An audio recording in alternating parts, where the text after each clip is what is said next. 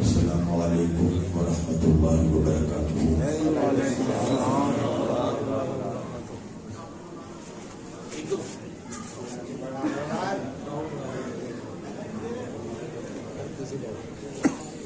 سورہ مبارکۃ الفاتحہ۔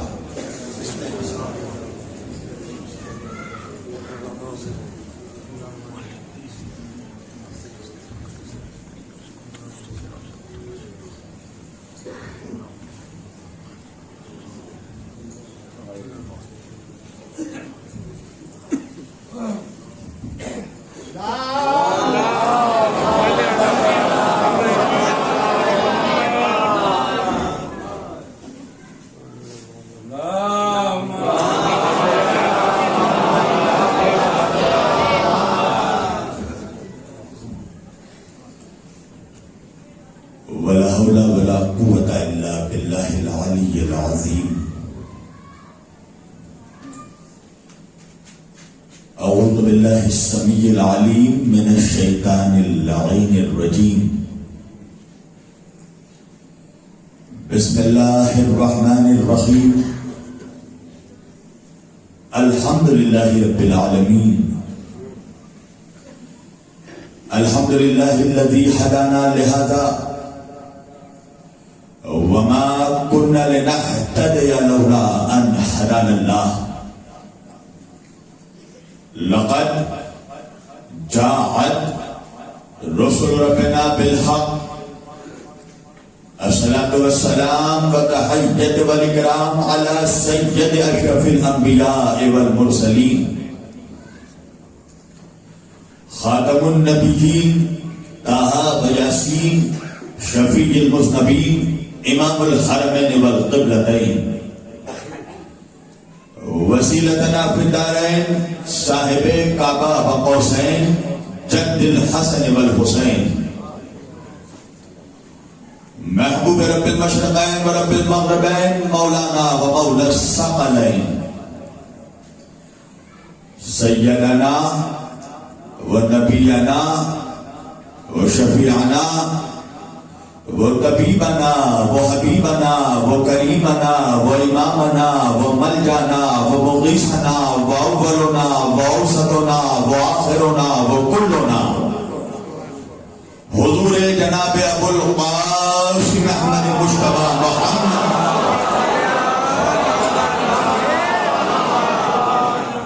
واہل بیتہ الطیبین الطاہرین المعصومین المظلومین المنتخبین المنتجبین الغر المیامین، واصحابہ المتقین المنتخبین المنتجبین، ولعنۃ اللہ علی اعدائہم اجمعین، من یومنا ھذا الی قیام یوم الدین۔ اما بعد فقط قال اللہ تعالی فی الفرقان الحمید والمحکم کتابہ المجید وقولہ الحق۔ بسم اللہ الرحمن الرحیم۔ یا ایہا الذین آمنوا اطیعوا اللہ واطیعوا الرسول واولی الامر منکم۔ صدق اللہ المولانا العلی العظیم وبلغنا رسولہ النبی الامین الکریم ونحن علی ذلک لمن الشاہدین والشاکرین والحمدللہ رب العالمین۔ ایک بار دیگر درود پڑھتے سب مل کر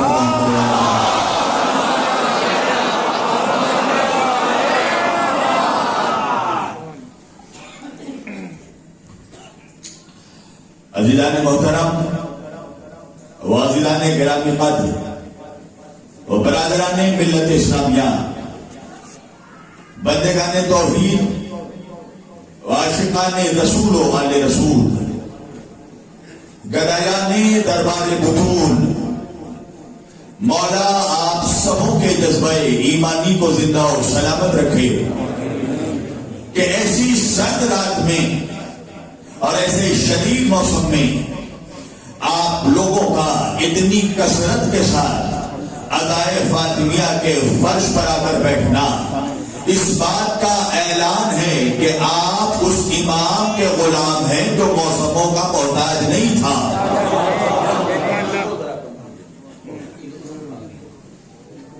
چونکہ یہ پہلی مرتبہ سرزمین عبداللہ پور میں میری حاضری ہے، ایک صلوات پڑھے محمد والا۔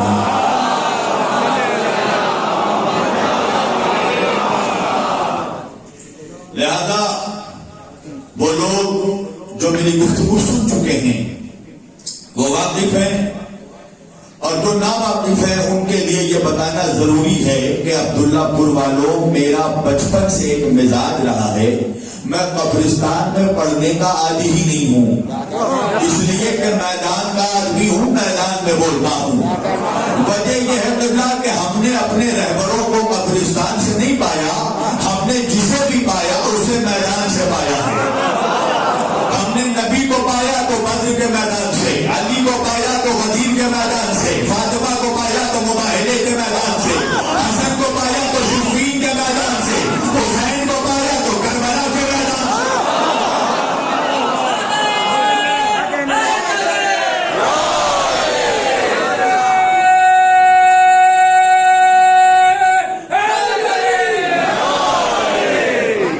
تو بالکل ایسا لگنا چاہیے کہ میدانی لوگوں کے بیچ میں پڑھ رہا ہوں۔ عزیزان گرامی، میں نے سونگ پڑھائی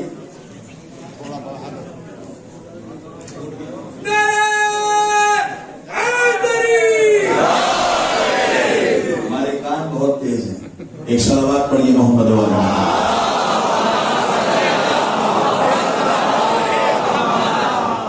میں نے آج کے اس معزز اور مقدس اجتماع کے لیے قرآن مجید کی جس آیت واقع ہدایہ کی تلاوت کا شرف حاصل کیا اور سرنامہ کلام میں جسے موضوع گفتگو قرار دیا، پروردگار عالم اپنی مقدس کتاب قرآن مجید فرقان حمید میں ارشاد فرما رہا ہے، بسم اللہ الرحمن الرحیم، یا ایھا الذین آمنو، یا ایھا الذین آمنو، اے ایمان والو، اے ایمان والو، اے ایمان والو۔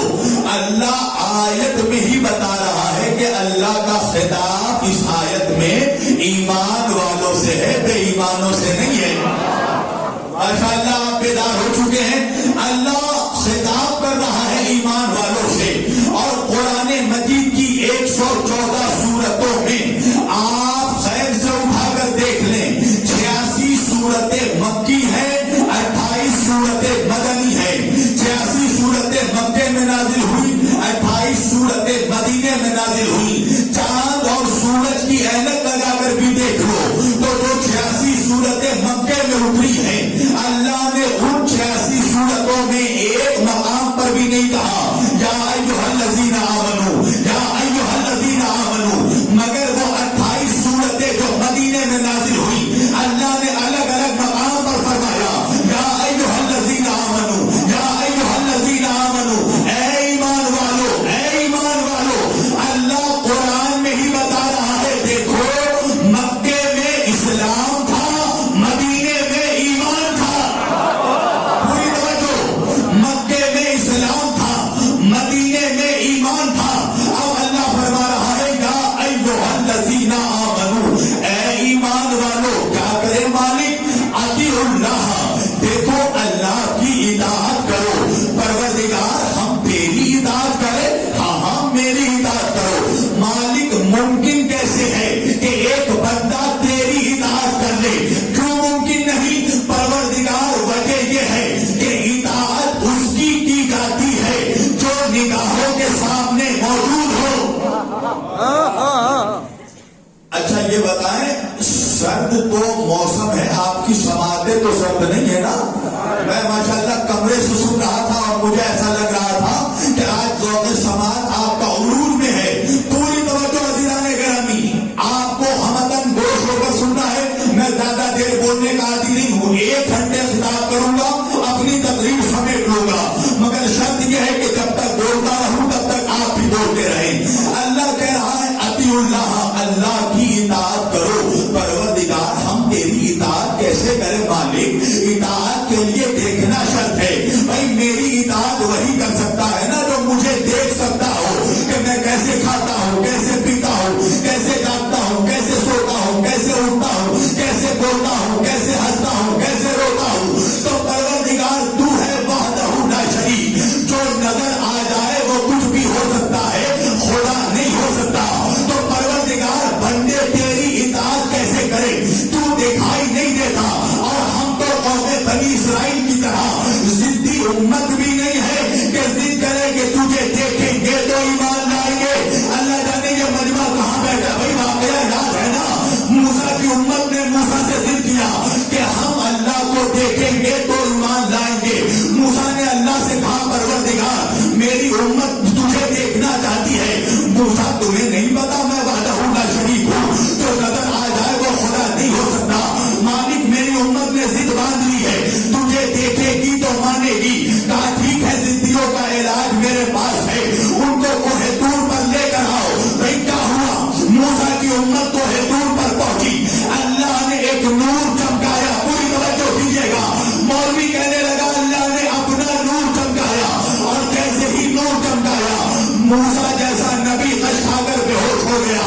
موسیٰ کی امت ہلاک ہو گئی. مولوی پڑھ کر آگے بڑھ گیا، میں وہی رک گیا. میں نے کہا مولوی صرف یہ بتانے سے کام نہیں چلے گا کہ امت ہلاک ہو گئی، موسیٰ بے ہوش ہو گئے. یہ بھی بتانا پڑے گا کہ امت کب ہلاک ہوئی، موسیٰ کب بے ہوش ہوئے. تو ملا کہنے لگا جب اللہ کے نور کو دیکھ لیا، پوری توجہ، جب نور کو دیکھ لیا تو موسیٰ بے ہوش ہو گئے، امت ہلاک ہو گئی. میں نے کہا جب دیکھ لیا تو پھر وہ خدا کہاں رہا؟ ایسا نہ مچانا. بھائی جب دیکھ لیا تو خدا نہیں رہا تو پھر ماننا پڑے گا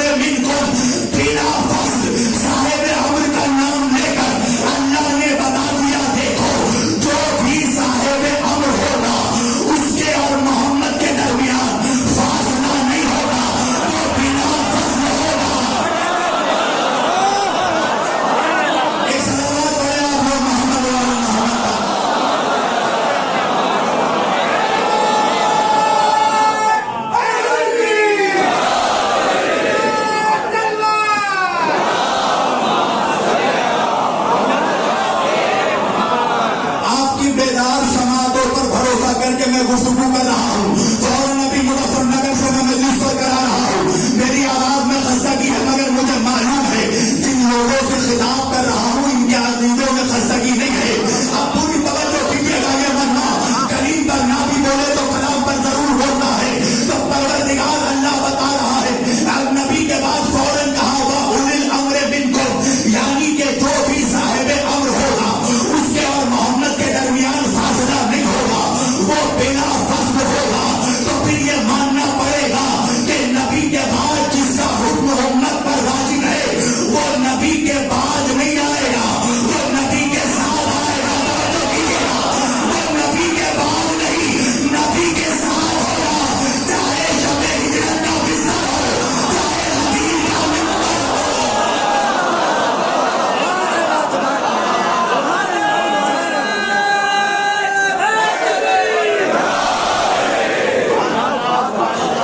وہ بلا فصل ہوگا، اس کے اور نبی کے درمیان فاصلہ نہیں ہوگا۔ بھائی قرآن خود گواہی دے رہا ہے نا کہ دیکھو اولی الامر کی اطاعت کرو، تو پھر ماننا پڑے گا جیسے رسول کی اطاعت اللہ کی اطاعت ہے ویسے ہی صاحب امر کی اطاعت رسول کی اطاعت ہے۔ جیسے صاحب امر کا حکم ہے وہی رسول کا حکم ہے۔ جو صاحب امر کی پیروی کرے گا تو وہ رسول خدا کی پیروی کرے گا۔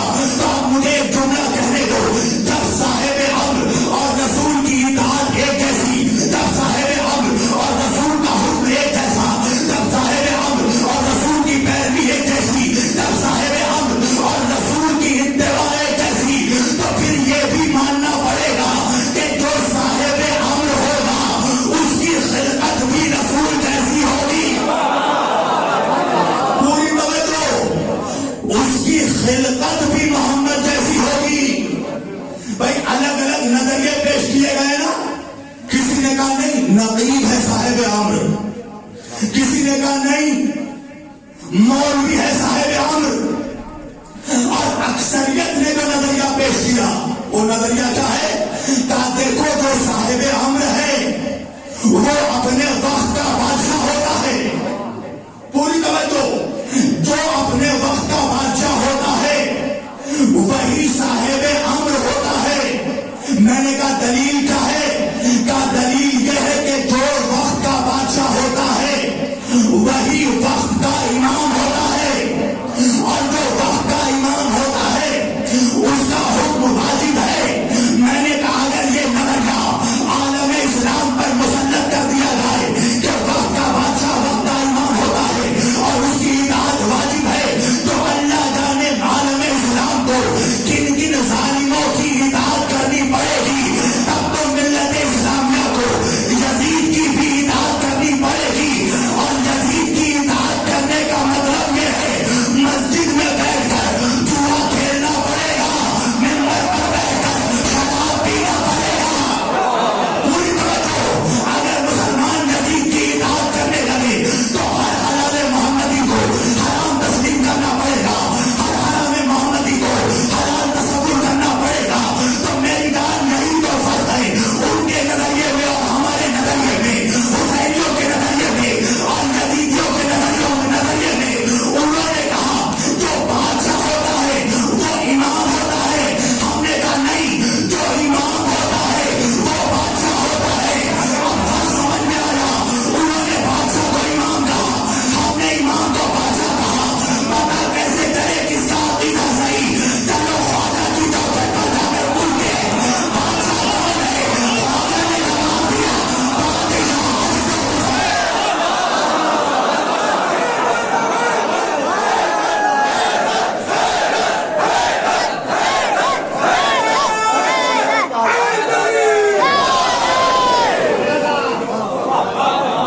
چلو پوچھتے ہیں خواجہ آپ بتائیے۔ خواجہ نے بادشاہ کو امام نہیں کہا، خواجہ نے امام کو بادشاہ کہا۔ بادشاہ اس کو حسین، تو پھر جملہ یاد ہے نا کہ بھائی جب صاحب امر اور رسول کی اطاعت ایک جیسی، جب صاحب امر اور رسول کا حکم ایک جیسا، تو پھر یہ بھی ماننا پڑے گا کہ صاحب امر اور رسول کی خلقت بھی ایک جیسی ہوگی۔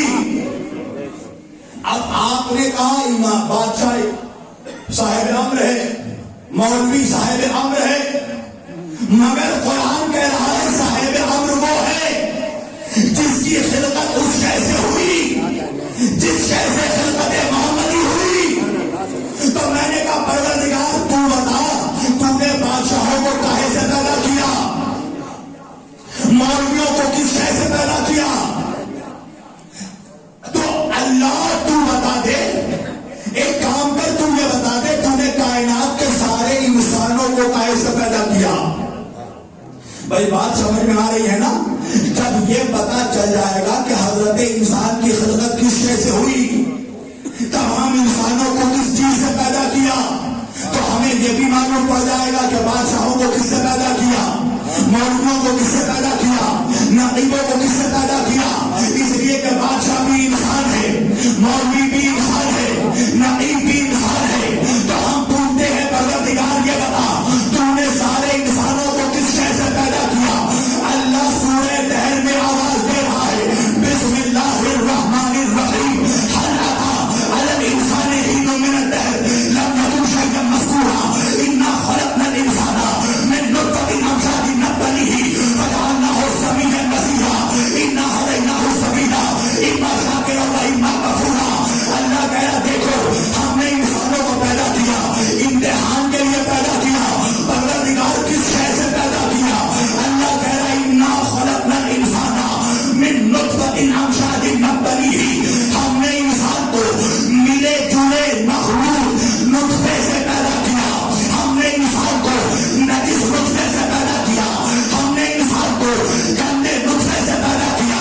تو دنیا کا ہر انسان، چاہے بادشاہ ہو، چاہے مولوی ہو، چاہے مفتی ہو، چاہے محدث ہو، چاہے مفکر ہو، پیدا ہوا ہے مناسب سے، اور صاحب امر وہ ہوگا جو اس شے سے پیدا ہوا ہو جس شے سے محمد پیدا ہوئے۔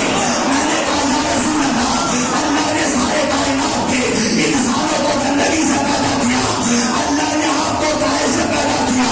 میرے نبی نے کہا میرے نبی نے کہا اول ما خلق اللہ نوری، اللہ نے سب سے پہلے میرے نور کو پیدا کیا۔ صاحب امر وہ ہوگا جس کی خلقت محمد جیسی ہوگی۔ اگر میرا نبی یہاں رکا تھا میں بھی نہیں رکا تھا، مگر نبی نے آگے بڑھ کے کہا اول ما خلق اللہ نوری وانا وعلی من نور اللہ۔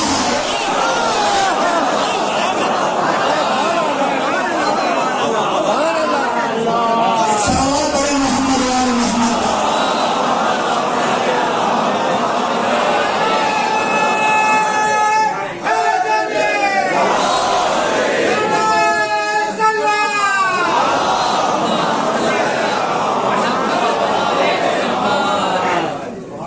بات آپ تک پہنچ رہی ہے نا؟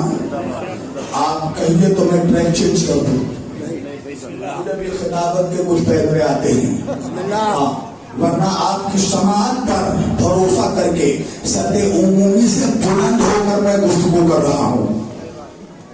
میرا آقا فرما رہا ہے اول ما خلق اللہ نوری، اللہ نے سب سے پہلے میرے نور کو خلق کیا۔ وانا علی من نور واحد، میں اور علی ایک نور کے دو حصے۔ اب کیا کرے؟ کٹ ملا کے گلے میں ہڈی اٹک گئی نا، تو نبی کے نوری ہونے کا ہی انکار کر دیا۔ بات پہنچ رہی ہے اب تک؟ اگر نبی یہ کہہ کر اسٹاپ ہو جاتے کہ اللہ نے مجھے نور سے پیدا کیا، پریشانی نہیں ہوتی۔ نبی نے فوراً کہا میں اور علی ایک نور کے دو حصے ہیں۔ تکلیف اس بات کی ہے تو نبی کے نوری ہونے کا انکار کر دیا۔ بھائی الگ الگ نظریے ہیں نا، کسی نے کہا نہیں میرے نبی کو اللہ نے مٹی سے پیدا کیا، کسی نے کہا نہیں نبی کو اللہ نے ہوا سے پیدا کیا، کسی نے کہا نہیں نبی کو اللہ نے پانی سے پیدا کیا۔ میں نے کہا ہاں میری گال خوب بول، اس لیے کہ تو ہر اعتراض سے پہلے آئینہ دیکھتا ہے نا، آئینے میں اچھے اچھوں کے چہرے نظر آ جاتے ہیں، کبھی کبھار شجرے بھی نظر آ جاتے ہیں، اور شجروں کو دیکھ کر اعتراض داغ دیتا ہے۔ کہنے لگا اللہ نے محمد کو پانی سے پیدا کیا، کسی نے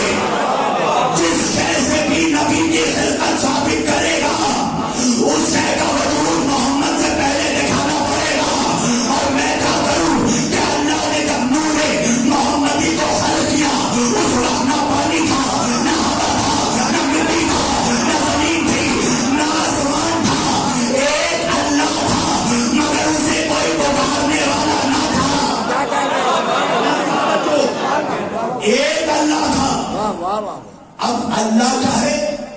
اللہ قرآن میں کہہ رہا ہے اللہ نور السماوات والارض، اللہ زمین اور آسمان کا نور ہے. تو محمد سے پہلے فقط نور تھا. تو جب نور تھا اور جب میرا نبی خلقت اول ہے تو پھر ماننا پڑے گا کہ نبی کو نور سے پیدا کیا. توجہ. اچھا، اس ٹاپک پہ نور محمدی کے ٹاپک پہ میرا مناظرہ ہو چکا ہے الحمدللہ، اور شاہد آفتہ کے صدقے میں فاتح ہو کر نکلا ہوں آج سے. اور میرا بھی ایک اسٹائل ہے، میں پہلے دشمنوں کو عقل سے دلیل دیتا ہوں، مگر یقین رہتا ہے اللہ کہ عقل کی دلیل کو جھٹلا دے گا، اس لیے کہ جن کے باپ داداؤں نے نبی کے دماغ پر شک کیا ہو وہ تو جھٹلائے گا نا. پھر میں روایت سے دلیل دیتا ہوں. اچھا، یہ بھی یقین رہتا ہے کہ روایت بھی جھٹلا دے گا، وہ ضعیف ہے، وہ جوان ہے، وہ بوڑھا ہے، توجہ، اس کی صحت صحیح نہیں ہے، اس کو بیماری ہے، یہ ہے فلاں ہندا ہے، روایت بھی جھٹلا دے گا. مگر جب سب جھٹلا دے گا آخر میں آیت سے دلیل دیتا ہوں، اور مجھے یقین رہتا ہے کہ آیت کو جھٹلا نہیں سکتا، اس لیے کہ باپ داداؤں نے پہلے سے نعرہ لگا رکھا ہے کہ قرآن کافی ہے.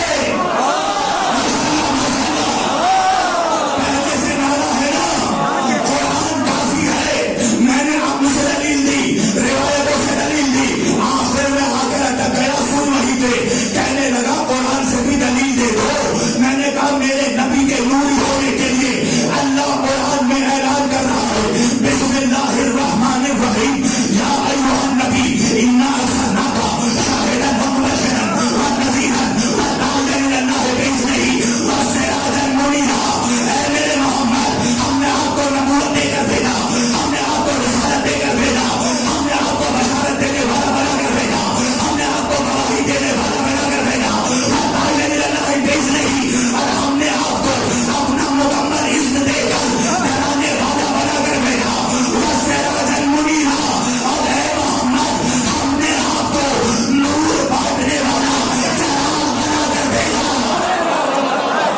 پوری توجہ، قرآن ہے، قرآن ملا کا بیان نہیں، اللہ کا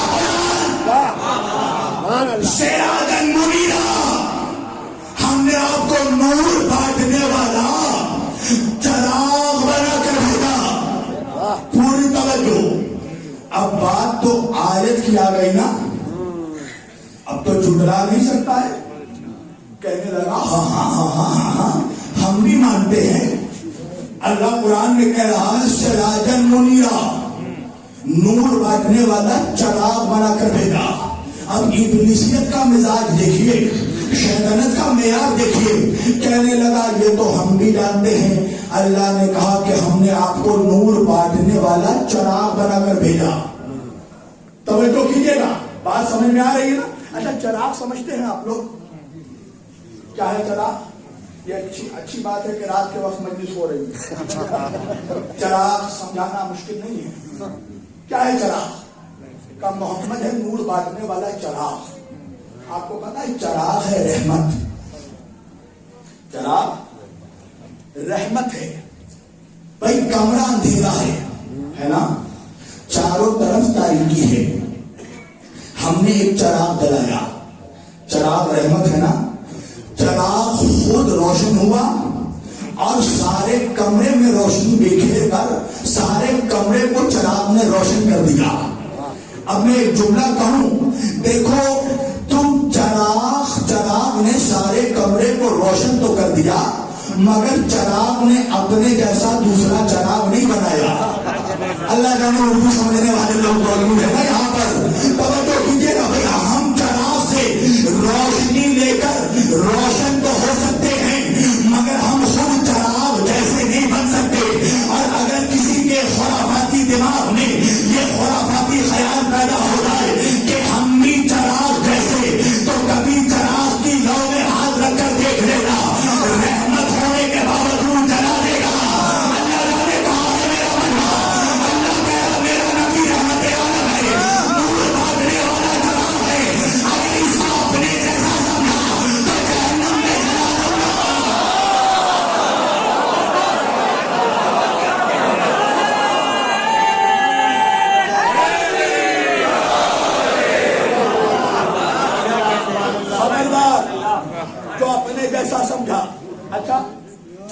سمجھانا کوئی مشکل نہیں ہے. تھوڑا سا ساؤنڈ بڑھانا میرے بھائی. آپ پریشان کیوں ہو رہے ہیں میری جان؟ میری تقریر سے کسی کا باکس نہیں پھٹتا، فقط منافقوں کا کلیجہ پھٹ جاتا ہے.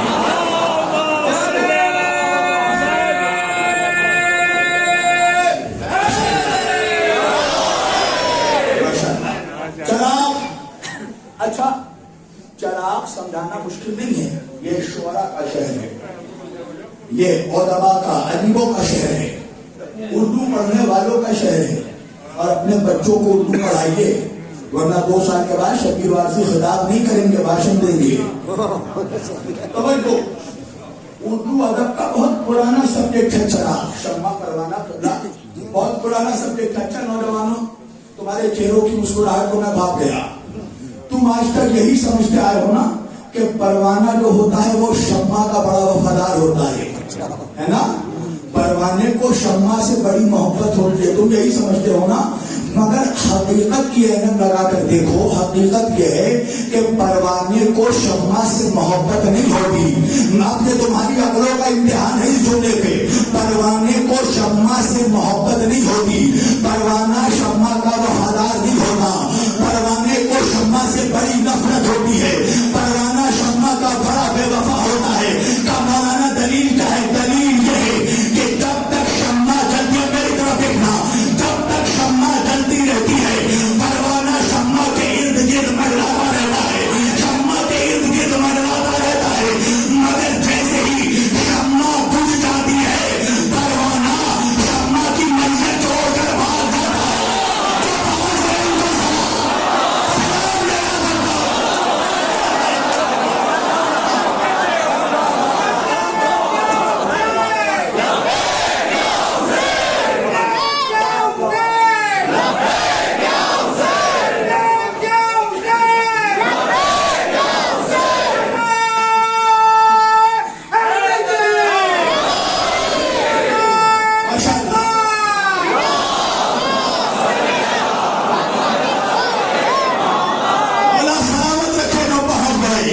یہی تو بات ہے نا، ہمیں کچھ کہنا نہیں پڑتا، ہم اشاروں میں بنی امیہ کا جنازہ نکال دیتے ہیں. پوری توجہ، سراجن منیرا، میرے حبیب ہم نے آپ کو نور بانٹنے والا چراغ بنا کر بھیجا. اب مزاج ابلیسیت دیکھو، معیار شیطنت دیکھو. کہنے لگے ہاں ہاں ہاں ہاں ہم بھی مانتے ہیں اللہ نے میرے نبی کو نور بانٹنے والا چراغ بنا کر بھیجا ہے، چراغ بنا کر بھیجا. اللہ نے یہ کب کہا کہ ہم نے آپ کو بھی نور بنا کر بھیجا؟ مزاج سمجھ میں آ رہا ہے جوانوں؟ شیطنت کا مزاج. قسم خدا کی ایسے ایسے سوالوں میں اچھے اچھے ٹکرا جاتے ہیں. میں نے کہا میری جان سوال تو بڑا اچھا کر رہا ہے، مگر تجھے پتا ہی نہیں اب تک یزیدی کارخانوں میں ایسا کوئی سوال نہیں بنا جس کا جواب حسینی نہ دے سکے. پوری توجہ، جو جواب دیا وہ جواب یہاں پر دینے لگا ہوں. بھائی مثلاً مان لو ہمارے فیضی بھائی اس امام بارگاہ کے باہر کھڑے ہو کر فقیروں کو پیسے بانٹ رہے ہیں، بھیک دے رہے ہیں بھکاریوں کو. انصاف سے بتانا عبداللہ پور والوں، کیا تم ان بھکاریوں کو فیضی بھائی کو ایک ہی ترازو میں توڑ دو گے؟ کہا نہیں مولانا، یہ تو ممکن ہی نہیں ہے، اس لیے کہ بھیک لینے والا اور ہوتا ہے، بھیک دینے والا اور ہوتا ہے.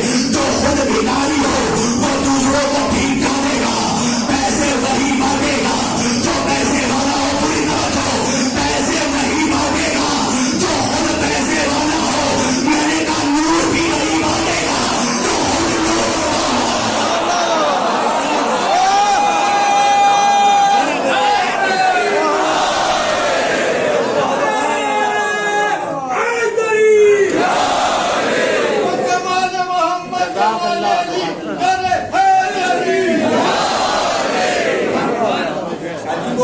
غریب بات ہے نا، جو نور کا ڈسٹریبیوٹر ہو وہ خود نوری نہیں ہوگا. تو بات سمجھ میں آ گئی نا علیہ السلام کو کہ صاحب امر کی اطاعت اور رسول کی اطاعت ایک جیسی، صاحب امر کا حکم اور رسول کا حکم ایک جیسا، صاحب امر کی خدمت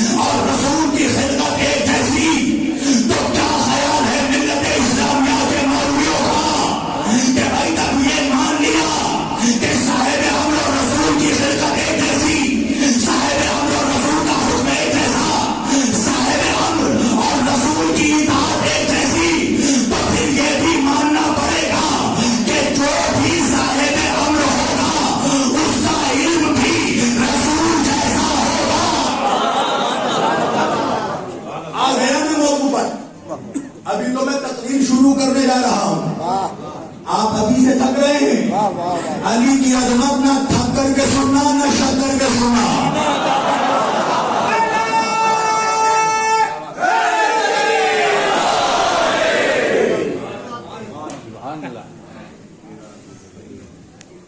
صاحب امر وہ ہوگا جس کا علم بھی علم محمد جیسا ہوگا, جس کا علم بھی رسول جیسا ہوگا. صاحب امر نہیں ہو وہ نہیں ہوگا جو کہے گا پوچھ کر بتاؤں گا. وہ ہوگا نا جو منبر پر بیٹھ کر سلونی کا دعویٰ کرے گا, یہ کہے گا کہ میں زمین سے زیادہ آسمانوں کے راستوں کو جانتا ہوں. اچھا, علم کی اسلام میں بہت اہمیت ہے. نوجوانوں تمہارے لیے, بچوں کے لیے بھی کہہ رہا ہوں, علم کی اسلام میں بہت زیادہ امپورٹنس ہے. ایک حدیث ہر مسلک کا مولوی ہر ایجوکیشنل کانفرنسز میں چیخ کر پڑھتا ہے. وہ حدیث کیا ہے؟ ترمذی شریف کی حدیث ہے, 74ویں حدیث. کیا ہے حدیث؟ کا حضور نے فرمایا, اور حضور نے نہیں, حضور نے فرمایا. کیا فرمایا؟ کا حضور نے فرمایا طلب العلم فریضۃ علی کل مسلمین والمسلمات. علم کا حاصل کرنا ہر مسلمان مرد اور عورت پر فرض ہے. The seeking of knowledge is obligatory for every Muslim man and woman. Education is necessary for every Muslim man and woman.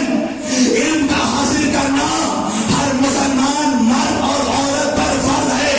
جیسے نماز روزہ حج و زکات فرض ہے, اور فرض اس عبادت کو کہتے ہیں جس کا ترک کرنا حرام ہے, اور جس کے ترک کرنے والے پر اللہ کا عذاب ہوگا.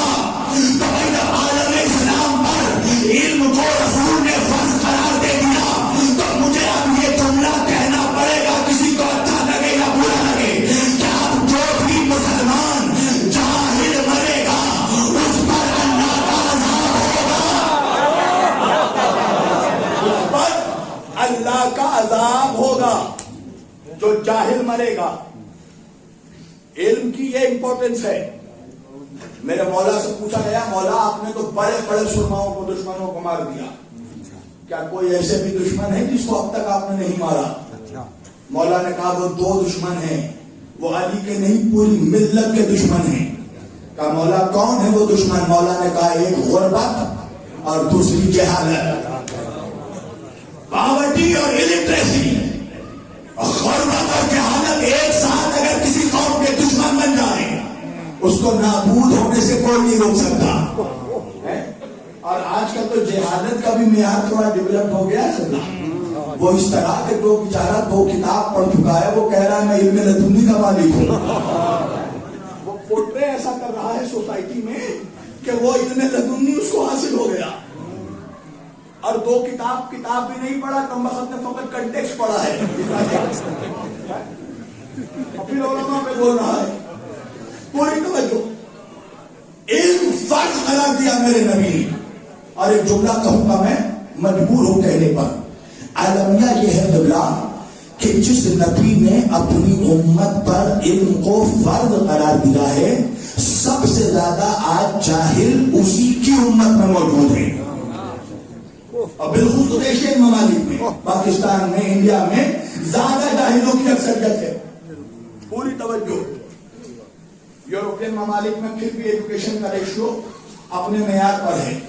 ایران میں گیا تو ایران میں بھی ماشاءاللہ تقریباً 90% وہاں ایجوکیٹڈ لوگ ہیں, اور وہاں اکیڈمک اور اسلامک ایجوکیشن دونوں کا سنگم ملا ہوا ہے. اس لیے آج ایران اتنی بلندی پر ہے, اپنے علم کی بنیاد پر ہے. اور یہ سن لو, آج ایران کے خلاف جو بھی بول رہا ہے نا, وہ یا تو جاہل ہے یا پڑھ لکھ کر بھی جاہل ہے. سچ بتا رہا ہوں میں. اور یہ کوئی مت سمجھے کہ ایران پر بولنے کے لیے شبیر وارسی کو پیسے ملتے ہیں. مجھے کوئی ڈالر نہیں ملتا, میری دشمنی میں اضافہ ہوا ہے. مجھے کوئی پیسے نہیں ملے. یہ افواہ جو اڑائی جا رہی ہے, شبیر وارسی 1 لاکھ لیتے ہیں مجلس پڑھنے کا, تیرے باپ نے دیا مجھے. आजम गढ़ में एक मौलवी साहब आके कहने लगे मौलाना आपके खिलाफ ये रिवायत गर्दिश कर रही है कि आप 1 लाख लेते हैं। मैंने कहा रावी कौन है? कहने लगे मुख्तलिफ तुरुक के रावी हैं। मैंने कहा तो फिर वही इलाज है ना कि जो झूठा है उस पर अल्लाह की लानत। तवज्जो। अच्छा, लानत भी आप समझते हैं, लानत भेजने का हक भी हर किसी को नहीं है। यहाँ तक कि यजीद पर भी हर आदमी लानत नहीं कर सकता। आप मुझे पूछेंगे मौलाना ये कैसी बैकी बात कर रहे हो? हाँ मेरी जान, यजीद पर शराबी लानत नहीं कर सकता।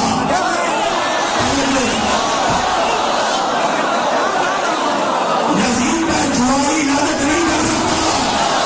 जो खुद शराबी हो, जो शराबी पर लानत क्या करेगा? तो जो खुद अपने भाई का हक मार रहा हो,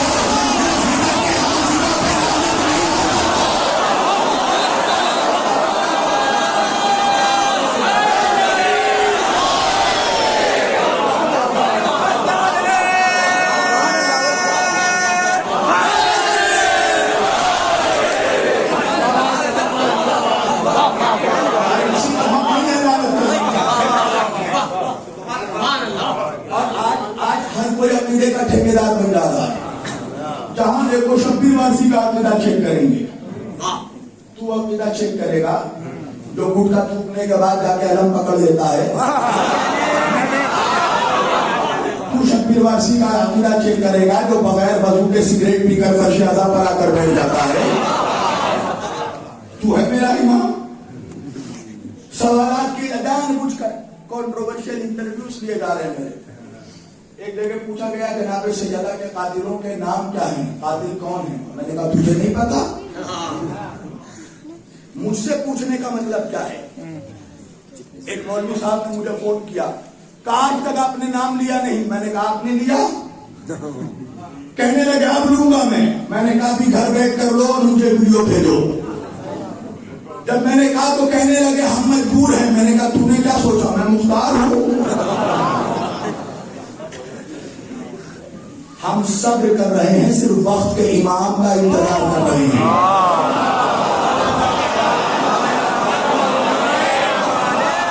कोई किसी के अकीदे का ठेकेदार न बने। इस मिंबर पर बैठ कर कह रहा हूं, उस वक्त तक मैं नमाज पढ़ने के बाद मुसल्ले से नहीं उठता जब तक मैं फातिमा के दुश्मनों पर लानत नहीं करता। अगर झूठ बोलूं मैं घर में मेरी बीवी मुझे शिफात न दे, मगर रही बात नाम लेके लानत करने की, तो मैं उस वक्त नाम लेके लानत करूंगा जब महाराजे फतवा देंगे। अच्छी बात है, सच्ची बात है। जब ये फतवा देंगे कि नाम लेके मिंबरों पे की जाए लानत, तो उसका खुदा की कसम शब्बीर वारसी पहला खतीब होगा जो नाम लेकर लानत करेगा। अपने 100-200 लोगों के बीच बैठकर बड़ी बड़ी बातें करना आसान है। अगर मैं अपने यहाँ तो सारे मेरे मौला के चाहने वाले हैं, अगर इनके बीच मैंने अभी किया कोई तोड़ नहीं मारा। माता तो तब है जब हजारों मुनाफिकों का मजमा हो। उठाकर चेक कर मेरा ट्रैक रिकॉर्ड। जो हुजरे में पढ़ता हूँ वही मैदान में पढ़ता हूँ, इसलिए कि वाला नहीं खैबर वाला हूँ। वहां बयान करो जहां बयान करना चाहिए, तब तो पता चले दिलों में आज भी धड़कन बन कर भी सब दमक रहा है। अपने लोगों के बीच बड़ी बड़ी बातें करना बहुत आसान है। मैं तुझसे शियत समझूं या इनसे शियत समझूं? एक बच्चा जो बचपन से पैदा हुआ इस माहौल में, कोई कमाल नहीं किया उसने अदादारी करके। कमाल उसका है कि जिसको अल्लाह ने हिदायत दी हो और रिसर्च करके आया हो।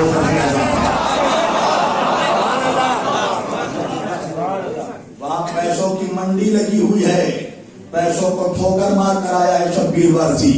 मेजॉरिटी से निकलकर माइनॉरिटी में आया हूं। पैसों की ढोस किसी और को दिखाना। 2 तरह के लोग आज मेरी मुखालिफत कर रहे हैं। एक तो वो तबका है जिसको फज़ाइल अहले बैत हजम नहीं होता,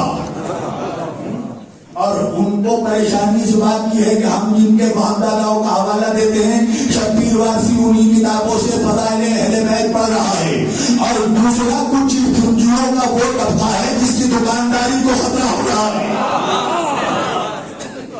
سچ بتا رہا ہوں میں. آن ڈیمانڈ نظرانہ تو کم از کم ہلکا ہو گیا ہے میری وجہ سے، یہ مولا کا کرم ہے. ممبر پر بیٹھ کر بولتا ہوں، اگر کوئی اس شرح پر اٹھ کر بتا دے کہ شبیر وارسی آن ڈیمانڈ آیا ہے، میں چھوڑ دوں گا ممبر.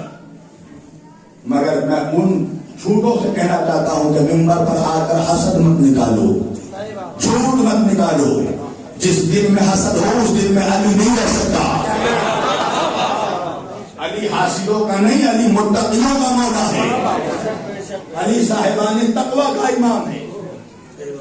کوئی کسی کے عقیدے کا ٹھیکیدار نہیں ہے. امام آئیں گے تو سارے فیصلے ہو جائیں گے. عزیزان گرامی، علم کی وہ حیثیت ہے اسلام میں. آج ایران اپنے علم کی بنیاد پر اپنے پیروں پر کھڑا ہے، اپنے ایجوکیشن کی بنیاد پر. اکیڈمک اور اسلامک دونوں ایجوکیشن، میں تو دونوں کہتا ہوں ملت اسلامیہ کو. اپنے بچوں کو اسلامک ایجوکیشن بھی دو، اکیڈمک ایجوکیشن بھی. اس لیے کہ اگر اکیڈمک ایجوکیشن نہیں دو گے تو تمہارے بچے صرف انتظار کریں گے فطرہ اور زکات کا، اور اگر اسلامک ایجوکیشن نہیں دو گے تو مر کے چلے جاؤ گے، تمہاری خبروں پر کوئی فاتحہ پڑھنے والا نہیں ہوگا. دونوں ضروری ہے. مگر عجیب بات ہے کہ جس رسول نے علم کو اپنی امت پر فرض کیا، آج اسی کی امت میں سب سے زیادہ جاہل. کبھی اس پہ سوچا، کبھی تھاٹ کیا، فکر کیا کہ وجہ کیا ہے، سبب کیا ہے؟ میں آپ کو بتاؤں ایک وجہ. جب یہ روایت مولوی پڑھتا ہے نا تو ساتھ ساتھ ایک اور روایت چیخ کر پڑھتا ہے. قبلہ وہ روایت کیا ہے؟ کہا نبی نے فرمایا علم حاصل کرنا ہو تو چین تک جانا. کہاں تک جانا؟ چین تک جانا. اچھا، جب مولوی یہ روایت پڑھ رہا تھا نا، مجھے اس کی جہالت پر ہنسی اس لیے آ رہی تھی کہ اس کو پتا ہی نہیں تھا کہ عربی کے حروف تہجی میں 4 حرف کا ضرور ہی نہیں ہے. عربی میں 4 الفابیٹ ہی نہیں ہے. تو جب 4 ہے ہی نہیں تو نبی نے کیسے کہا کہ علم حاصل کرنے چائنا جاؤ؟ کیا کریں گے چائنا جا کے؟ چاؤمین بنانا سیکھیں گے، مارشل آرٹ سیکھیں گے، جوڈو سیکھیں گے، یا قبلہ سے پوچھو کیا علوم اسلامیہ کا آج تک کوئی عظیم مرکز چائنا میں قائم ہوا؟ تو بھائی جب چائنا میں کوئی علوم اسلامیہ کا عظیم مرکز 1400 سال میں نہیں بنا تو پھر میرے نبی نے کیوں کہا کہ علم حاصل کرنے چین تک جاؤ؟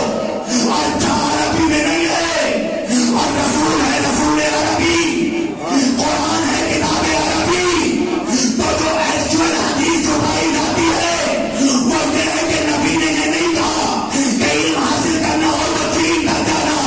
نبی نے کہا علم حاصل کرنے کے لیے سین تک جانا. بھائی کیا ہے سین؟ کیا ہے سین؟ اللہ قرآن میں کہہ رہا ہے یاسین. اللہ قرآن میں کہہ رہا ہے یاسین. سین ہے میرا نبی محمد.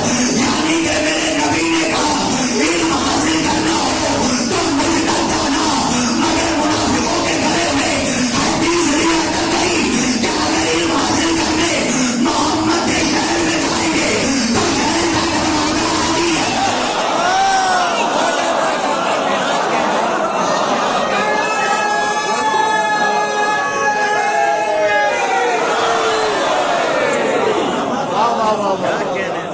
دروازہ خالی ہے. شہر کا دروازہ علی ہے. انا مدینۃ العلم وعلی بابها. دروازہ علی ہے تو شہر میں جانے کے لیے دروازے تک پہنچنا ہوگا. اور حضور نے آخر میں مینشن بھی کر دیا کہ جو چاہتا ہے شہر میں آئے وہ دروازے سے آئے. آقا یہ کہنے کی ضرورت کیا تھی؟ اس لیے کہ آقا کو معلوم تھا کچھ ایسے نمک حرام بھی بعد میں ہوں گے جو کھڑکیوں سے کم مارنے کی کوشش کریں گے. کہا دیکھو یہ گھر نہیں ہے جس کی کھڑکی اور دیوار اور چھت ہوگی، یہ شہر ہے، اس کا دروازہ ہوگا۔ اچھا یہ بتائیے، آپ نے کبھی کسی گھر میں یہ سسٹم دیکھا کہ بچہ پیدا ہو اور اس کو زبان چسائی جائے؟ دیکھا؟ یہ سسٹم میرے نبی کے گھر میں تھا۔ جب علی پیدا ہوئے تو میرے آقا نے علی کو اپنی زبان چسائی، حسن پیدا ہوئے حسن کو بھی زبان چسائی، حسین پیدا ہوئے حسین کو بھی زبان چسائی، علی پیدا ہوئے علی کو زبان چسائی۔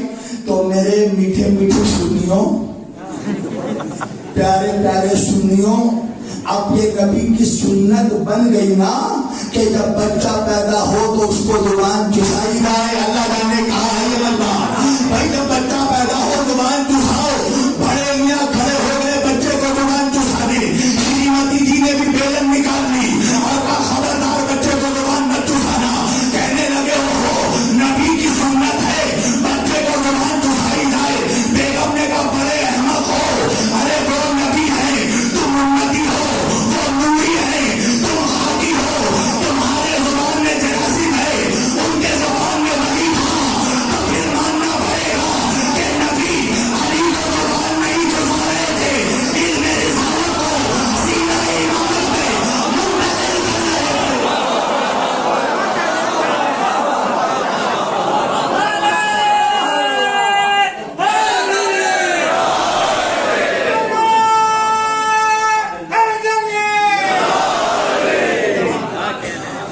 امامت میں ٹرانسفر کر رہے تھے۔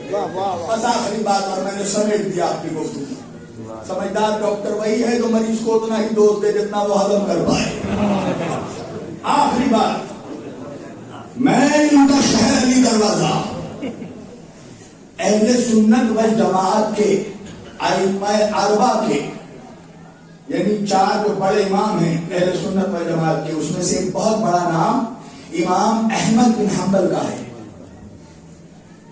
میں ان کی کچھ خصوصیت بھی بتاتا چلوں۔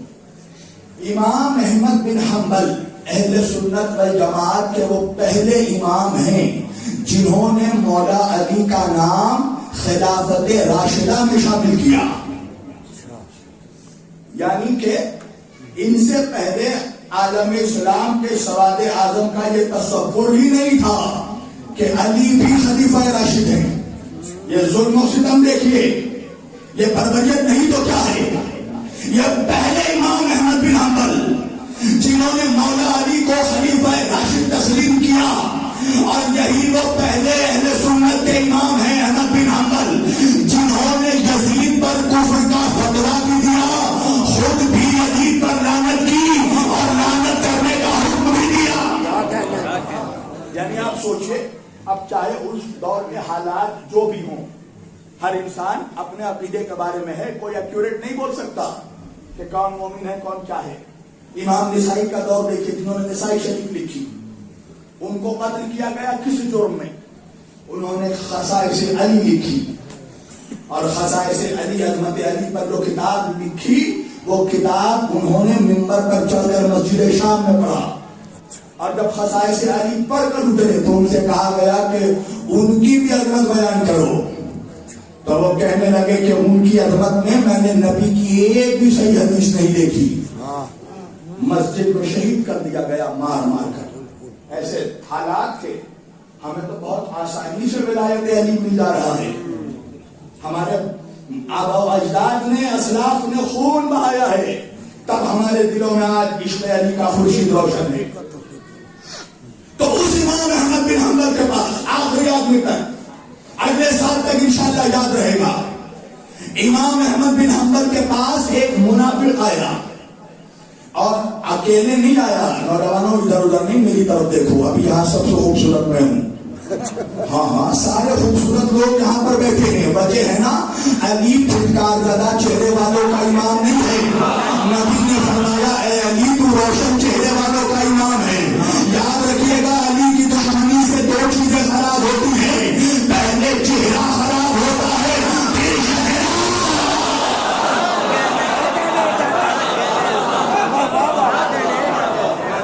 آیا منافق امام احمد بن حنبل کے پاس، اور اکیلے نہیں آیا، ایک عاشق علی کو ساتھ لے کر آیا اور چاہتا یہ تھا کہ علی والے کو جلائے. اچھا اس کو معلوم ہی نہیں تھا کہ جلنا تو ان کا مقدر ہے منافقوں کا. علی والے کو جلانے کے لیے آیا. آ کر ایک مرتبہ سلام کیا, السلام علیکم. امام احمد بن حنبل نے جواب دیا وعلیکم السلام. اور آپ بھی اپنے گھروں میں اپنے بچوں بیویوں کے ساتھ بھی سلام کو قائم کیجیے. شوہر ہے تو گھر جا کر اپنی ماں کے ساتھ اپنی بیوی کو بھی سلام کرنا. آج جو بولتے ہو نا سوسائٹی میں عزت نہیں ملتی, میں بتاؤں نسخہ. سوسائٹی میں سماج میں عزت ملے گی تو گھر میں اپنے بیوی کو عزت دے. ایک بہت بڑا شادی شدہ لوگوں کے لیے نسخہ بتا رہا ہوں. گھر میں اپنی بیویوں کو ذلیل کرنا چھوڑو, اللہ تمہیں سماج میں ذلیل کرنا چھوڑ دے گا. پوری توجہ. ہاں سلام کرنے کی عادت. اچھا ایک صاحب تھے, وہ ایک جناب کو ہمیشہ سلام کرتے رہتے تھے اور وہ ان کو سلام کا جواب نہیں دیتا تھا.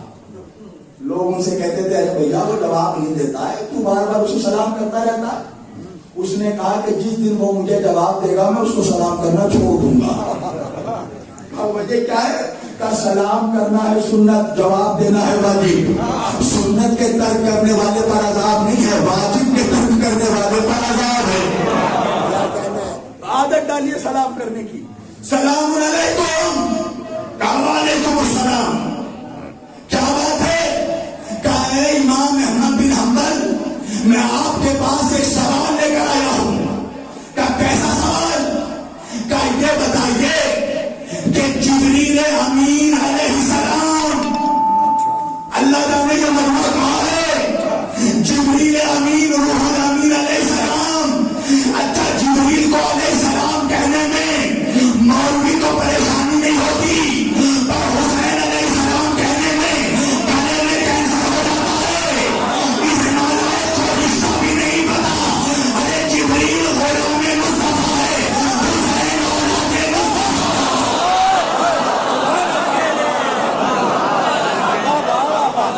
اولاد مصطفیٰ, یہ اولاد مصطفیٰ ہیں. کہنے لگا یہ بتائیے جبریل علیہ السلام نبی کے پاس کتنی مرتبہ نازل ہوئے, آقا کے پاس کتنی مرتبہ آئے؟ امام احمد بن حنبل نے مسکرا کر کہا 12,000 مرتبہ. اب اس نے سنا 12,000 مرتبہ, ایک مرتبہ کہنے لگا آیت تو قرآن کی. امام احمد بن حنبل نے مسکرا کر کہا تجھے کیا پتا, کبھی حسین کا درزی بن کر آیا, کبھی بچوں کا جھولا جلانے آیا. پوری توجہ. 12,000 مرتبہ جبریل نبی کے پاس آیا. اب جیسے ہی جواب سنا, ایک مرتبہ اپنی مروانی نگاہیں گھمائی اور گھمانے کے بعد علی والے کا چہرہ دیکھا اور تنزیہ انداز میں مسکرا کر کہا اے امام احمد بن حنبل, جبریل نبی کے پاس تو 12,000 مرتبہ آئے, مگر یہ بتائیے جبریل علی کے پاس کتنی مرتبہ آئے؟ امام احمد بن حنبل نے مسکرا کر کہا 24,000 مرتبہ. منافق کے چہرے کا رنگ ہو گیا. یہ کیسی بات ہے؟ نبی کے پاس 12,000 مرتبہ, علی کے پاس 24,000 مرتبہ. امام احمد بن حنبل نے کہا ارے منافق تجھے نہیں پتا, نبی شہر ہے, علی دروازہ ہے, جب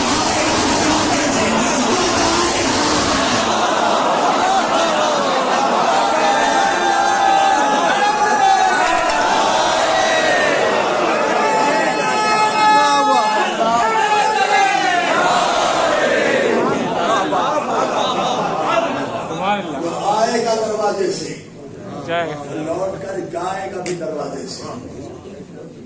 سمیٹ دی میں نے اپنی گفتگو. مسلمانوں کا مقدر اسی دن خراب ہو چکا تھا جس دن مسلمانوں نے اس دروازے سے منہ موڑ دیا.